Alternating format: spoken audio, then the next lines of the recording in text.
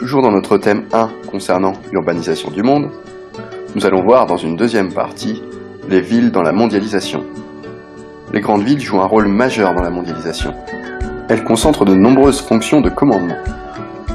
Car c'est dans ces grandes villes que sont prises les grandes décisions économiques et politiques. Elles sont des centres économiques et financiers. Elles accueillent les bourses mondiales, les banques et les sièges sociaux des firmes transnationales. Elles concentrent également les grands lieux culturels comme les musées ou les grandes salles de spectacle. C'est dans ces grandes villes que l'on retrouve aussi des institutions internationales comme l'ONU à New York ou l'UNESCO à Paris. Ces différentes fonctions mondiales sont visibles dans les paysages de ces grandes villes. Les quartiers d'affaires, les CBD, sont identifiables grâce à leur gratte-ciel. Les centres-villes abritent les bâtiments à fonction politique, comme par exemple le Palais de l'Élysée à Paris, tandis que les périphéries accueillent les campus universitaires et les technopoles où sont effectuées les recherches scientifiques.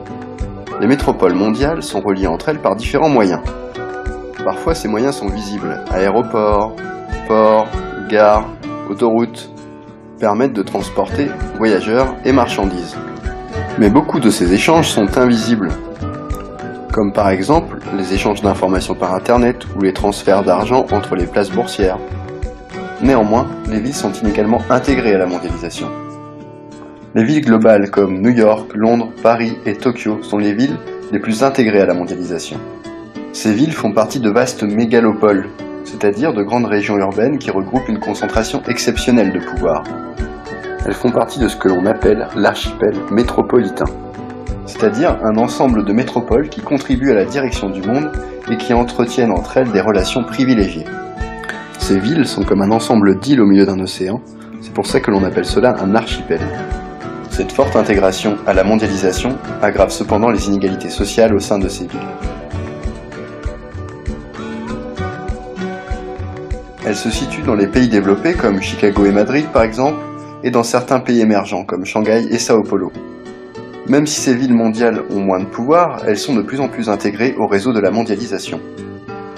Certaines villes sont quant à elles à l'écart de la mondialisation. Ce sont des villes de pays pauvres éloignées des grandes voies de communication, ou des villes en guerre, ou des capitales de régimes dictatoriaux. Certaines villes ont subi la mondialisation et perdent de la population et rétrécissent, c'est ce qu'on appelle les shrinking cities. Elles se situent surtout aux États-Unis et Détroit en est le meilleur exemple. Pour terminer, nous allons résumer ce que nous avons vu dans cette partie. Les grandes villes jouent donc un rôle majeur dans la mondialisation en concentrant de nombreuses fonctions de commandement. Et les différentes fonctions de commandement qu'elles assument apparaissent dans les paysages de ces grandes villes. Ces grandes villes sont reliées entre elles par des réseaux de communication. Si certaines villes sont très intégrées à la mondialisation et jouent un rôle important, d'autres restent à l'écart et subissent les effets de cette mondialisation.